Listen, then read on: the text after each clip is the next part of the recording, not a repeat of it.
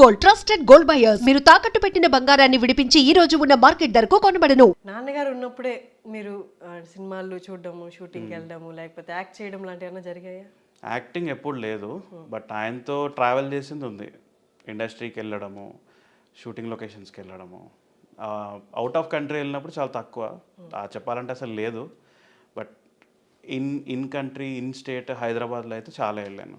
షూటింగ్కి వెళ్తున్నప్పుడు నాన్నగారితో అదొక ప్రత్యేకమైన అనుభవం. ఎవరికైనా చిన్నపిల్లలుగా ఉన్నప్పుడు వాతావరణం అనేది చాలా ఆహ్లాదంగా ఉంటుంది అనమాట. అందరూ హడావిడిగా ఉండడం, ఒక ఆర్ట్. మనము అంటే వీకెండ్ లేకపోతే సరదాగా సినిమాలకు వెళ్ళేది, అది అసలు ఎలా జరుగుతాయి షూటింగ్ అనేది చూడడం అనేది, అందులో నాన్న లాంటి లెజెండరీ యాక్టర్తో షూటింగ్కి వెళ్ళడం అనేది ఒక గొప్ప అనుభవం అయి ఉంటుంది. ఎలా ఉండేది నాన్నగారితో షూటింగ్కి వెళ్ళినప్పుడు? అక్కడ వాతావరణం కానీ, మీరు ఏమైనా క్వశ్చన్స్ అడిగేవాళ్ళ నాన్నగారిని? చాలా అడిగేవాడిని. అంటే బేసిక్గా ఆ అట్మాస్ఫియర్ అంతా చాలా లైవ్లీగా ఉంటుంది. వాళ్ళందరూ కలిసినప్పుడు కూడా మేమందరం యాక్టర్స్, మేము ఓన్లీ మూవీ కోసమే పనిచేస్తున్నామని లేకుండా అక్కడ ఉన్న వాళ్ళందరినీ ఎంటర్టైన్ చేస్తూ, జస్ట్ లైక్ నార్మల్గా ఒక ఫ్యామిలీలో ఉంటాం, ఎట్లా గ్యాదర్ అవుతాం, అట్లా ఉండేది అట్మాస్ఫియర్. నాకు ఎప్పుడు కూడా నేను షూటింగ్కి వెళ్తున్నా మా ఫాదర్తో అని అనిపించేది కాదు. ఏదో సమ్ ప్లేస్కి ఒక ఫ్యామిలీని మీట్ అవ్వడానికి వెళ్తున్నట్టు అనిపించేది. నాన్నగారు ఒక గొప్ప హాస్య నటుడిగా చాలా మందికి తెలుసు. అలాగే ఆయన పెద్ద గొప్ప రైటర్ కూడా, ప్రొడ్యూసరు, డైరెక్టరు. నాన్నగారికి లేని టాలెంట్ అంటూ లేదు. అండ్ ముఖ్యంగా వారి హాస్య నటుడిగా అందరూ గుర్తిస్తారు కాబట్టి వారి వే ఆఫ్ యాక్టింగ్ కూడా ఎక్కడ యాక్ట్ చేస్తున్నట్టు ఉండదు. వారి సినిమాల్లో చూసుకుంటే ఈయన అక్కడికక్కడికి మాట్లాడుతున్నారా, లేకపోతే ఇది ఒక పర్టికులర్ సీన్ అన్నది కూడా అర్థం కాదు.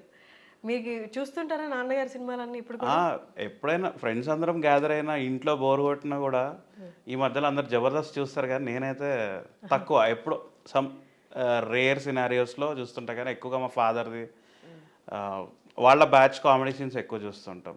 మా ఫాదర్ది కూడా చూస్తుంటాం. మీమ్స్లో కూడా బాగా రోజు చూస్తుంటాం ఇన్స్టాగ్రామ్లో. రీసెంట్గా నా కొడుకుది, అంటే వాడు రీసెంట్గానే పుట్టాడు, సో 2 months అయింది. సో ఎవ్రీ మంత్కి అదే డేట్కి బర్త్డే చేయాలని నా వైఫ్ అడిగితే సరే అని చెప్పి చేస్తున్నాము. 2nd month బర్త్డే అట్లాగే ఫొటోస్ తీసి నార్మల్గా అప్లోడ్ చేసుకుంటే, నాకు తెలిసిన మీమర్ ఉన్నాడు ఒక అన్న, ఆయన ఉండి నాతో ఆల్రెడీ అన్నాడు, రవి నేను ఇట్లా మీ కొడుకు మీద మీమ్ చేద్దాం అనుకుంటున్నా, మీ ఫాదర్ని యూజ్ చేసుకొని. అంటే అదేంటి అన్న కొత్తగా ఉంటుంది అన్నాడు. సరే చేయండి అని చెప్పా. చేస్తే వాడేమో బెడ్ మీద పడుకొని, వాడి ఫోటోషూట్ చేశాను నేను, చేసి అప్లోడ్ చేసిన తర్వాత అది తీసుకొని ఆయన దాన్ని కొలాజ్ చేసి హ్యాపీ బర్త్డే తాత అని లాస్ట్ మంత్ మా డాడీకి వాడు విష్ చేస్తున్నట్టు, సెప్టెంబర్ 20. యా, అయితే oh my lovely grandson అని చెప్పి మా డాడీ రిసీవ్ చేసుకుంటున్నట్టు అట్లా ఉండింది.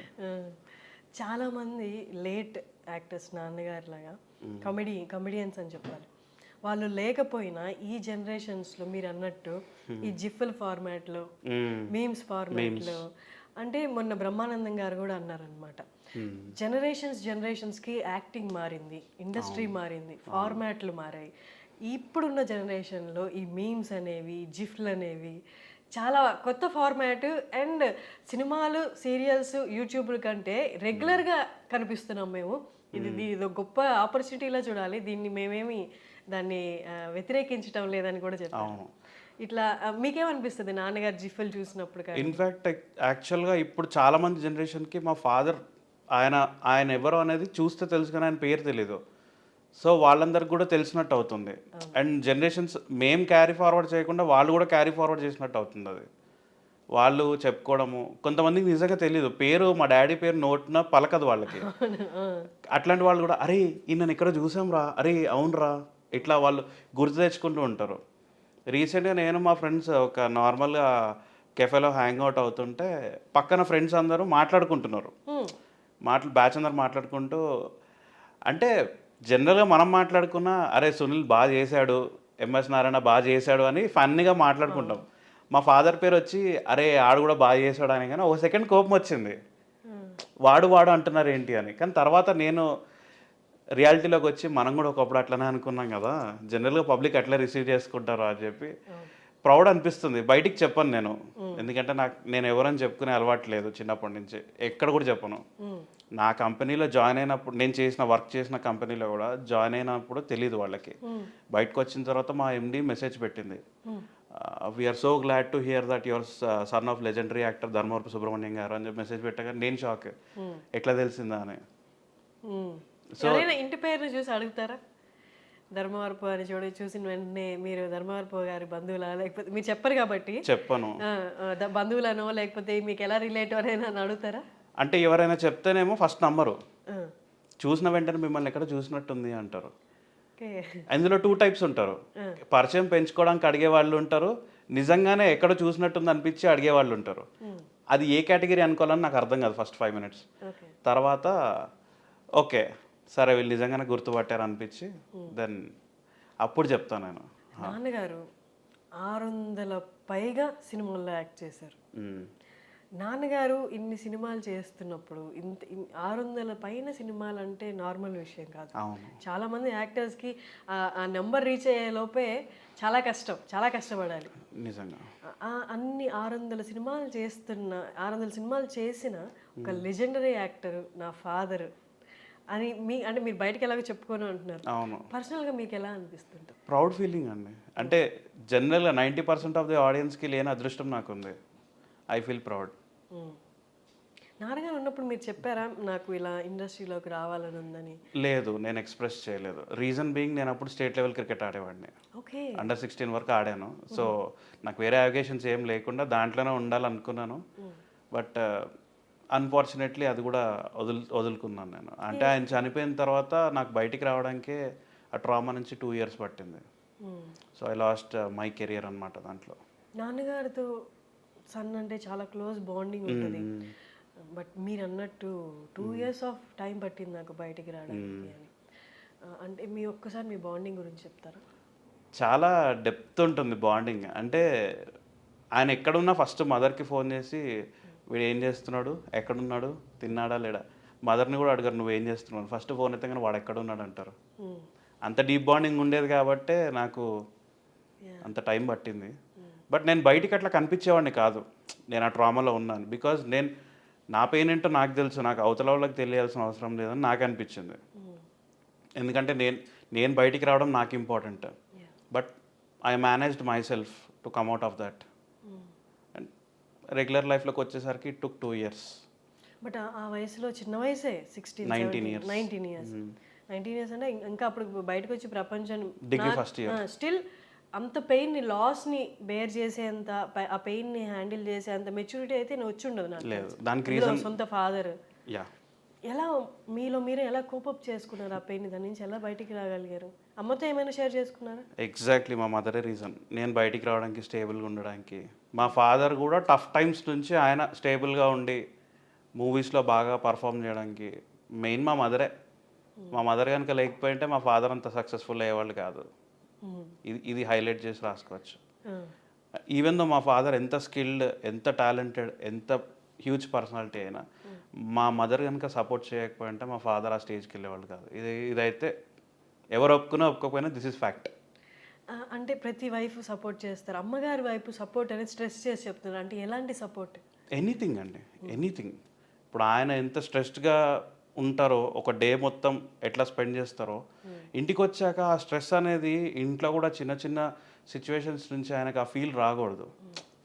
ఇంటికి వచ్చిన తర్వాత we have to feel relaxed. So ఆ అట్మాస్ఫియర్ క్రియేట్ చేసే బాధ్యత మదర్ది కాబట్టి మదర్ తీసుకునేవాళ్ళు.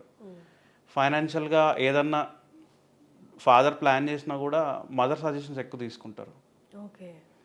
అంటే మా ఫాదర్ బయటికి కనిపించడం కొంచెం గంభీరంగా ఉంటారు, స్ట్రిక్ట్గా అనుకుంటారు, కానీ కొంచెం భయపడతారు ఫాదర్. జాగ్రత్త కంటే కొంచెం భయం ఎక్కువ. సో మదరే. ఎందుకు అంటే మా మదర్ ఎందుకంత స్ట్రాంగ్ అంటే ఆయన 2 times హెల్త్ ఎఫెక్ట్ అయింది.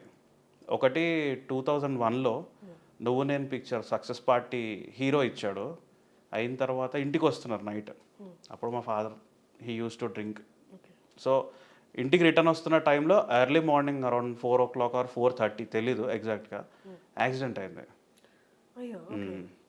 బస్ రాంగ్ రూట్లో వచ్చి కార్ మీదకి ఎక్కి దిగేసి వెళ్ళిపోయింది. Oh my god. ఇక్కడ హైదరాబాద్ వనస్థలిపురంలో. సో ఎవరో సమ్ ర్యాండమ్ పర్సన్ అట్లా వెళ్తూ పొద్దున్నే అరౌండ్ 5:30-6 అనుకుంటా అది జరిగిన తర్వాత అరౌండ్ 1.5 hours 2 hours తర్వాత. నాన్న ఒకరే ఉన్నారా? సెల్ఫ్ డ్రైవింగ్ అప్పటికే, డ్రైవర్ లేడు, సెల్ఫ్ డ్రైవ్. ఎక్కడికి వెళ్ళినా సెల్ఫ్ డ్రైవే. సో ఫస్ట్ టైం ఆ రోజు ఆయన ఇంకా ఆల్కహాల్ కన్జంప్షన్ వల్ల సంథింగ్ వస్తున్నారు, అది అయిన తర్వాత ఒక ర్యాండమ్ పర్సన్ చూశాడు, చూసి కార్ ఏంటి ఇట్లా అయిపోయిందని దగ్గరికి వచ్చి చూస్తే లోపల మనిషి ఉన్నాడు. అండ్ లక్కీగా అంటే మా మదర్ చేసే పూజల వల్లనో దేని వల్ల తెలీదు, ఈజ్ అ వెల్డర్, వెల్డింగ్ చేస్తుంటాడు. చూసిన అతని దగ్గర ఎక్విప్మెంట్ ఉంది, ఆన్ ద స్పాట్ వెల్డింగ్ చేసి రూఫ్ కట్ చేసి తీసి మా ఫాదర్ని బయటికి తీశారు. అండ్ దగ్గరలో ఉన్న కామ్నేనికి తీసుకెళ్ళిన తర్వాత మదర్కి ఫోన్ చేసి ఇట్లా అయింది అని, అప్పుడు అది ఫస్ట్ టైం. ఫాదర్ ఆ టైంకి చాలా డౌన్ అయిపోయారు. అంటే ఎలా ఇంజురీస్ ఏమయ్యాయి? ఇక్కడ నుంచి ఇక్కడ దాకా ఈ బోన్ 7 ఫ్రాక్చర్స్ అయిపోయింది. Bone oh god. స్కల్ ఇక్కడి నుంచి ఇక్కడికి 21 స్టిచెస్ పడ్డాయి, స్కల్ బ్రేక్ అయింది. Oh my god. ఇంత అయింది. ఇంకా ఫాదర్ ఉండి అసలు ఏంటి నా పరిస్థితి అర్థం కాని టైంలో కూడా మదరే బయటికి తీసుకొచ్చారు. ఇదొక రీజన్. ఇంకోటి 2000 అమ్మగారు ఎక్కడ అంటే అలాంటి పరిస్థితుల్లో నాన్నగారిని చూసి ఆవిడ దిగులు పడ్డం, బెంబలెత్తిపోవడం అలాంటి ఏం జరగలేదా? స్ట్రాంగ్గా ఉన్నారు ఆవిడ. అందుకే బయటికి తీసుకురాగలిగారు. తర్వాత 2004 or 5, I don't remember exactly, బెంగళూరులో శ్వేతనాగు మూవీ షూటింగ్ అవుతుంది. క్లైమాక్స్ సాంగ్ ఉంటుంది ఫారెస్ట్లో. ఆ ఫారెస్ట్లో షూట్ చేసి హోటల్కి వచ్చారు బ్యాక్. అండ్ అదే ఫస్ట్ టైం స్టేట్ బయటికి వెళ్ళినప్పుడు మదర్ని తీసుకెళ్ళడం. ఎందుకో అనుకున్నారు తీసుకెళ్తాను, లొకేషన్స్ బాగుంటాయి చూద్దు, కానీ ఎప్పుడు హైదరాబాద్లో ఉన్నప్పుడు ఎక్కువ రాలేదు కదా అని చెప్పి తీసుకెళ్ళారు. అక్కడికి తీసుకెళ్ళిన తర్వాత ఆ రోజు షూట్ అయిపోయింది, ఇంకా రూమ్కి వచ్చారు. ఆయన ఎప్పుడు ఎవ్రీడే ఇంటికి రాగానే గ్రీన్ టీ తాగడం అలవాటు. అట్లాగే రూమ్కి వచ్చిన తర్వాత గ్రీన్ టీ ఆర్డర్ చేయమన్నారు మదర్ని. అప్పుడు మేము లేం, మదర్ ఫాదర్ ఇద్దరే వెళ్ళారు. గ్రీన్ టీ ఆర్డర్ చేసిన తర్వాత వచ్చింది, ఆయన 45 minutes అవుతుంది, వాష్రూమ్కి వెళ్ళి వచ్చారు, ఇంకా బయటికి రావట్లేదు ఏంటని చూస్తే బెడ్ పైన పడిపోయి ఉన్నారు, ఫుల్ స్వెట్ మొత్తం. ఏంటి అర్థం కాల. ఇంకా మా మేనేజర్కి డ్రైవర్కి ఇద్దరికి ఫోన్ చేశారు మదర్. ఫోన్ చేసి ఇట్లా అయింది ఒకసారి రండి అనగానే వచ్చారు. దగ్గర ఉన్న హాస్పిటల్కి తీసుకెళ్లారు. లక్కీగా హాస్పిటల్లో సీనియర్ డాక్టర్ మా ఫాదర్ ఫ్రెండే. ఓకే. లక్కీగా. ఏంటి హార్ట్ అటాక్ అప్పుడు? అది ఒక ఇన్సెక్ట్ బైట్ వల్ల లంగ్స్లో వాటర్ వచ్చేసింది. ఓ అక్కడ ఫారెస్ట్లో. ఓకే. ఆ ఇన్సెక్ట్ ఏంటో తెలీదు, లంగ్స్లో వాటర్ వచ్చి ఆ వాటర్ కూడా మన పెరుగు గడ్డగట్టిపోతే ఎలా అవుతుందో అట్లా గట్టిగా అయిపోయింది లంగ్స్. 10% ఆక్సిజన్ 15% వెళ్తుంది మ్యాక్సిమం. అంత అసలు ఛాన్సే లేదన్నారు. ఒకళ్ళేమో వచ్చి మా మదర్ ఫాదర్ ఎవరో కొంతమందికి తెలియదు, అక్కడ సీనియర్ డాక్టర్స్కి మాత్రమే తెలుసు. కొంతమంది వచ్చేసి జూనియర్ డాక్టర్స్ వచ్చి హోప్స్ లేవండి అంటారు. ఒకళ్ళు వచ్చి 20% ఛాన్స్ అంటారు. ఇంకోటి మీరేం కంగారు పడొద్దు అంటారు. ఇంకోళ్ళు వచ్చి పర్లేదండి బయటకు వచ్చేస్తారు మీరు ధైర్యంగా ఉండండి అంటారు. ఏది నమ్మాలి? మదర్ ఒక్కళ్ళే ఉన్నారు. మా అన్నయ్య నేను హైదరాబాద్లో ఉన్నాం, మా మేనేజర్ ఉన్నాడు. ఆ టైంలో సౌందర్య గారు వెంటనే వచ్చి ట్రీట్మెంట్కి ఆవిడ హెల్ప్ చేశారు, మనీ ఇచ్చారు. తర్వాత మా ఫాదర్ ఫ్రెండ్స్ వాళ్ళు ఆన్ ద స్పాట్ హెల్ప్ చేశారు. ఆ టైంలో మదర్ దగ్గర చేతిలో క్యాష్ లేదు, ఫాదర్ క్యారీ చేయలేదు, ఇంకేం అర్థం కాలేదు. కానీ మా మదర్ చేసిన పూజల వల్లేనేమో ఇవన్నీ. బాగా నమ్ముతారు దేవుడిని, బాగా చేస్తారు పూజలు. అవునా? మీకు బాగా దైవభక్తి చిన్నప్పటి నుంచి ఏం లేదులేండి, మరి చెప్తే బాగోదు, కానీ మధ్యలో వచ్చింది. అవునా? అంటే చిన్నప్పటి నుంచి అమ్మ పూజల్లో ఖచ్చితంగా మిమ్మల్ని ఇన్వాల్వ్ చేసి ఉంటారు కదా? చేశారు. అంటే మేబీ ఆ ఎఫెక్ట్ అంతా నాకు లేటర్ ఆన్ వచ్చిందేమో. 20 years ఏజ్ తర్వాత నుంచి స్టార్ట్ అయింది నాకు. అంతకుముందు నేను దేవుడు అంటే దేవుడు అంతే. సో ఈ 2 reasons సరిపోతాయి మా మదర్ అంత స్ట్రాంగ్గా చెప్పడానికి. మీరు అన్నారు కదా నాన్నగారు చనిపోయిన తర్వాత ట్రామా 2 years పట్టింది అని. మీది కొంచెం పక్కన పెడితే అమ్మగారు అప్పుడు దాకా అన్నీ సింగిల్ హ్యాండెడ్గానే చేసుకొచ్చారు. హస్బెండ్ లేని లోటు ఎప్పటికీ ఉండిపోద్ది, ఎవరు తీర్చలేరు అది. అవును. అది ఇమోషనల్గా కానీ భరోసా ఇవ్వడంలో కానీ. నాన్నగారి తర్వాత వెళ్ళిపోయిన తర్వాత అమ్మకి ఆ భరోసా ఇవ్వాల్సింది, నేనున్నానమ్మా అని చెప్పి ఉండాల్సింది మీరే. కానీ మీకే పర్సనల్గా 19 years of age 18 years of age మిమ్మల్ని మీరు సముదాయించుకుంటూ అమ్మకి ధైర్యం చెప్పాలి అన్నప్పుడు ఎట్లా జరిగింది? అమ్మకి ఎలా ధైర్యం చెప్పగలిగారు? అమ్మ నాన్నగారు చనిపోయిన తర్వాత అమ్మగారు ఎలా ఫేస్ చేశారు? చాలా టఫ్ క్వశ్చన్ ఇది మీరు అడిగింది. అంటే పాస్ట్ ఎక్స్పీరియన్సెస్ మదర్కి ఉన్నాయి, ఫాదర్ని ఆ స్టేజ్ నుంచి బయటికి తీసుకురావడం. అండ్ విల్ పవర్ ఎక్కువ మదర్కి. సో మా మదర్ వల్లే నేను అట్లా బయటికి రాగలిగానేమో. నేను మా మదర్ని కన్సోల్ చేసింది ఎప్పుడు లేదు, ఎందుకంటే I don't know how to console. ఇప్పటికీ ఎవరన్నా బాధపడుతున్నారంటే ఓకే పడండి అంట, ఎందుకంటే నేను ఆపను వాళ్ళని. అంటే నేను తప్పుగా కాదు, my nature is I don't want to stop them. వాళ్ళ ఎమోషన్ నుంచి బయటికి రావాలని I don't want to stop them. నా నా నా చిన్నప్పటి నుంచి బిహేవియర్ అదే. నేను మా మదర్ ఎప్పుడు ఏడవడం చూడలేదు, ఎప్పుడు బాధపడడం చూడలేదు. కానీ నాకు అనిపించేది నేను ఎప్పుడన్నా డల్ అవుతా మళ్ళీ మదర్ కూడా బాధపడతారు కదా అని. సో మేబీ ఆ థాట్ నన్ను అట్లా అవ్వకుండా చేసిందేమో. అది కూడా మా మదర్ పెంపకం వల్లే నాకు ఆ థాట్ వచ్చిందేమో. ఫాదర్ కూడా ఎప్పుడూ పెయిన్ బయటికి చూపించేవాళ్ళు కాదు. నా ముందు కానీ అన్నయ్య ముందు కానీ అమ్మైనా నానైనా ఎప్పుడు నార్మల్గానే ఉంటారు. ఫాదర్ ఎప్పుడు ఎంటర్టైన్ చేస్తూ ఉంటారు, మదర్ కూడా ఎప్పుడు రిలాక్స్డ్గా ఉండాలి ఇల్లంతా అన్నట్టు ఉంటారు. కాబట్టి మేబీ ఆ అట్మాస్ఫియర్లో పెరగడం వల్ల నాకు ఈ నేచర్ వచ్చిందేమో. సో నన్ను నేను హ్యాండిల్ చేసుకోవడం, మా మదర్ని చూసి హ్యాండిల్ చేసుకోవడం. అండ్ ఎప్పుడైనా నేను ఎప్పుడైనా లో ఫీల్ అవుతే నేను మా మదర్ ఆ 2 సిచ్యువేషన్స్లో ఎట్లా ఆ మూమెంట్స్ని ఎట్లా సర్వైవ్ అయ్యారు, ఎట్లా బయటికి వచ్చారు అనేది నేను అప్పుడప్పుడు రికలెక్ట్ చేసుకుంటూ ఉంటాను. ఎందుకంటే మా మదర్ మెంటల్గా ఎంత స్ట్రాంగ్గా లేకపోతే మా ఫాదర్ని బయటికి తీసుకొస్తారు. మా ఫాదర్ ఎంత స్ట్రాంగ్ అయి ఉండకపోతే బయటికి వస్తారు మదర్ని చూసి. సో అన్నగారితో మీ బాండింగ్ ఎలా ఉంటుంది? అన్నగారు ఫస్ట్ వైఫ్ సన్ కదా, మీ బాండింగ్ ఎలా ఉంటుంది? నార్మల్గా బయట ఉంటాయి ఏవేవో కన్సెప్షన్స్ ఉంటాయి, అంత బాండింగ్ ఉండదు అని. మీకు మీ ఇద్దరు బాండింగ్ ఎలా ఉంటుంది? బాగుంటుందండి. అంటే చిన్న చిన్నవి ఉంటాయి, that is pretty common, own బ్రదర్స్లో కూడా ఉంటుంది. బట్ మా అన్న ఏంటంటే చిన్న చిన్న పట్టించుకోడు, హీ ఇగ్నోర్స్, ఎవరిని డిస్టర్బ్ చేయడు, ఆయన పనేది ఆయనే. కొంచెం సోషలైజ్ అవ్వడు అంతే. మీకు అన్నకి ఎంత ఏజ్ గ్యాప్? 14 years. ఓ చాలా age gap, almost big brother లాగా. సో నా మ్యారేజ్కి కూడా మా అన్నయ్య కూర్చున్నాడు, ఇంటి గృహప్రవేశం కూడా అన్నయ్య కూర్చున్నాడు. డిఫరెన్స్ అయితే ఎక్కడ లేదు. ఇప్పటికి ఎప్పుడైనా సరే అంటే మాట్లాడుతూ ఉంటాడు, అమ్మతోటి ఫోన్ చేస్తాడు, పిన్ని ఇట్లా ఉంది ఇట్లా ఉందని మాట్లాడతాడు. రేర్గా ఫోన్ చేస్తాడు, చేసినప్పుడు మాట్లాడతాడు. ఉంది ఆ కనెక్షన్ అయితే ఉంది. నాన్నగారు ఉన్నప్పుడు ఎలా ఉండేది బాండింగ్ మీ నలుగురు మధ్యలో? ఎప్పుడు తిన్నా, డిన్నర్ చేసినా, లంచ్ చేసినా అందరం కలిసి చేయాలంటారు. అదొకటైతే ఉంటుంది. రేర్ కేసెస్లో మిస్ అవుతుందేమో కానీ న్యాచురల్గా అయితే లంచ్ కాకపోయినా డిన్నర్ అయినా అందరం కూర్చొని చేస్తాం. ఫాదర్ ఏంటంటే ఎవరిని డల్గా ఉండనియరు.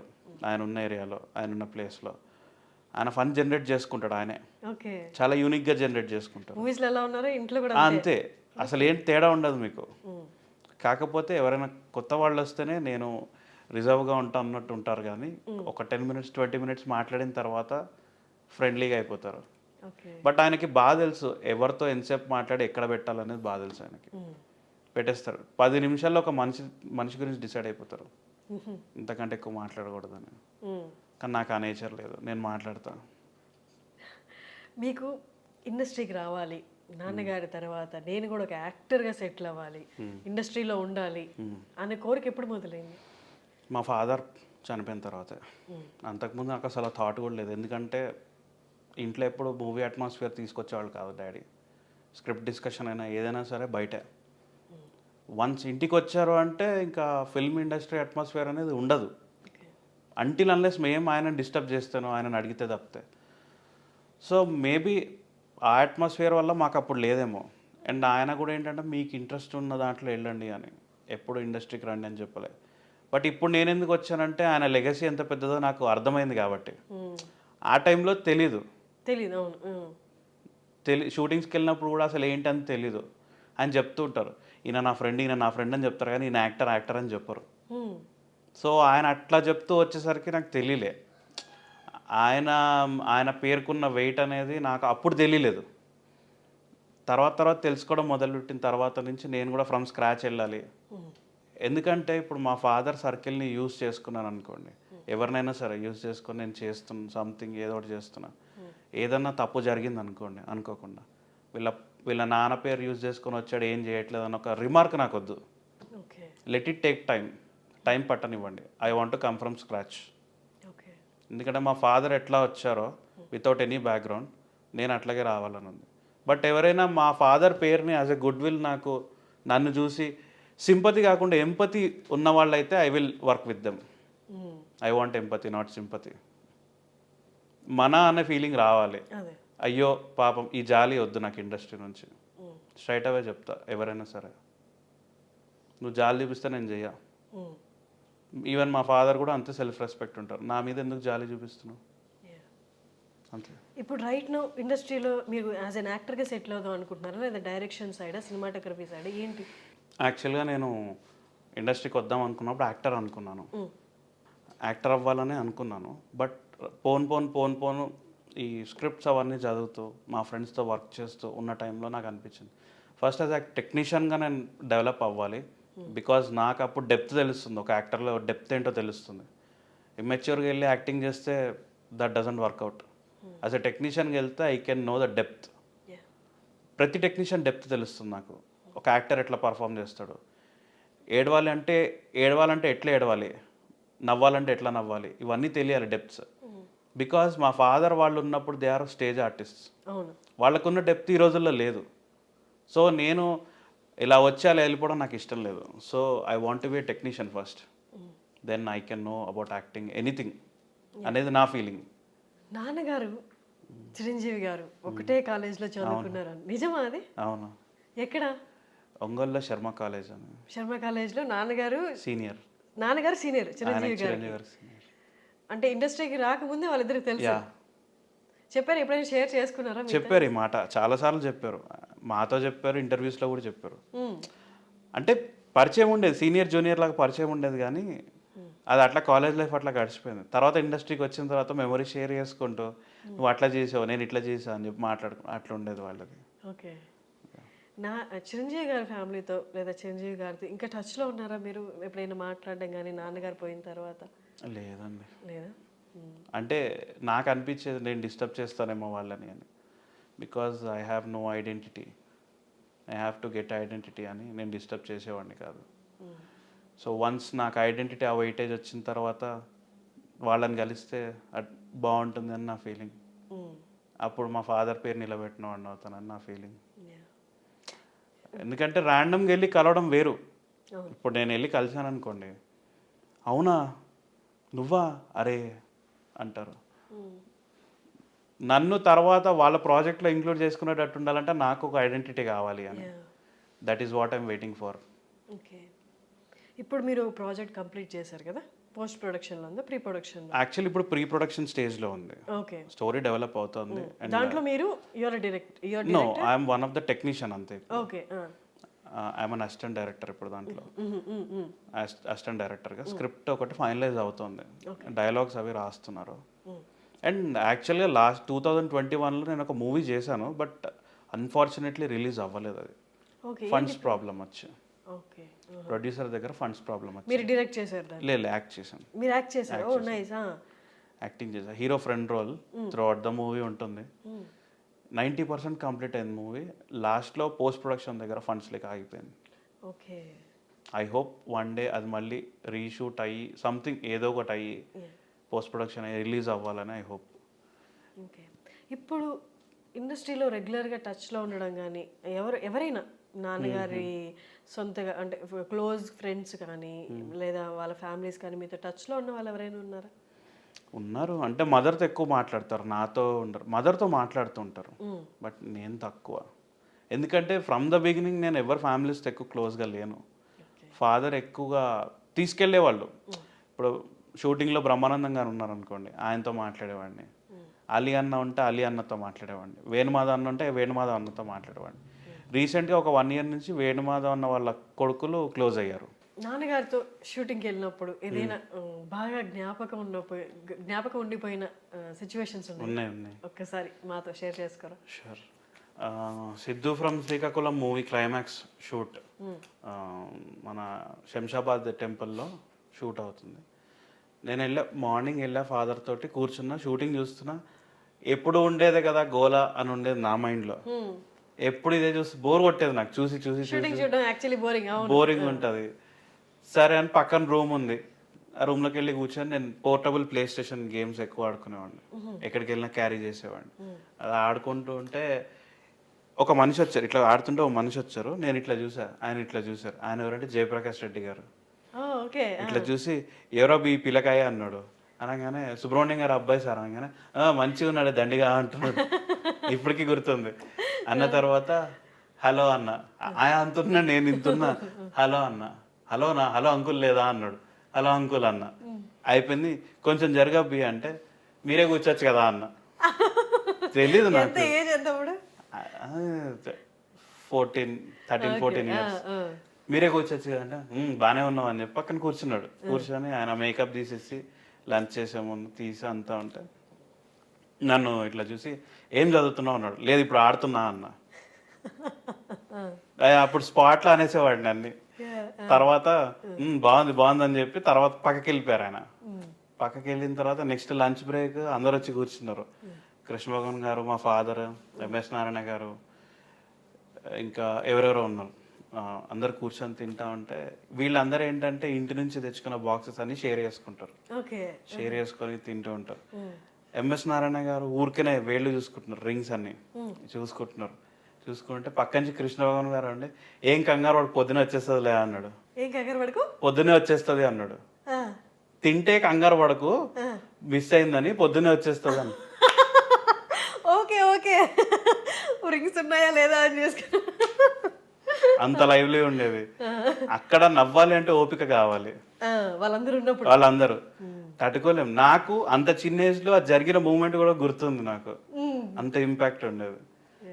తర్వాత రెడీ మూవీకి వెళ్ళినప్పుడు ఫస్ట్ టైం రామ్ని చూసాను. అప్పుడు ఈ అరకులో వీళ్ళు ఒక దగ్గర జీప్ ఆపి వీళ్ళ కాస్ట్యూమ్స్ చేంజ్ చేసుకుందాం అని చెప్పి ఆ సీన్ ఉంటుంది. హీరోయిన్ సైడ్ బ్యాచ్ కూడా వాళ్ళంతా ఎత్తుకుతూ ఉంటారు. ఆ సీన్ షూటింగ్కి వెళ్ళాను. లొకేషన్ కొత్తగా ఉన్న లొకేషన్ ఎంజాయ్ చేశాను. అప్పుడే రామ్ని చూడడం, జెనీలియన్ చూడడం, అందరిని చూడడం అదే ఫస్ట్ టైం. తర్వాత నువ్వు నేను సినిమా షూటింగ్కి వెళ్ళాను. అప్పుడు ఏం తెలీదు, వెళ్ళి చూశాను. అప్పుడు అంటే ఆ షూటింగ్ నార్మల్గానే అయిపోయింది, అట్లా గడిచిపోయింది. తర్వాత యజ్ఞం సినిమా అప్పుడు మా ఫాదర్ తోటి థియేటర్లోకి వెళ్ళి చూసాం. మా ఫాదర్ ఏమో ప్రతి డైలాగ్ రిపీట్ చేస్తూ ఉన్నారు థియేటర్లో కూర్చొని. నేను నాన్న అది చూడాలా నేను చూడాలా అన్న. థియేటర్ రిపీట్ చేసేవా? అన్ని సినిమాలు చేస్తూ కూడా గుర్తుంటాయి ఆయనకి. ఆయన షూటింగ్కి వెళ్ళినప్పుడు మేకప్ వేసుకునేటప్పుడు స్క్రిప్ట్ చూసేసుకుంటారు, అది ఆ డే అంతా గుర్తుంటుంది.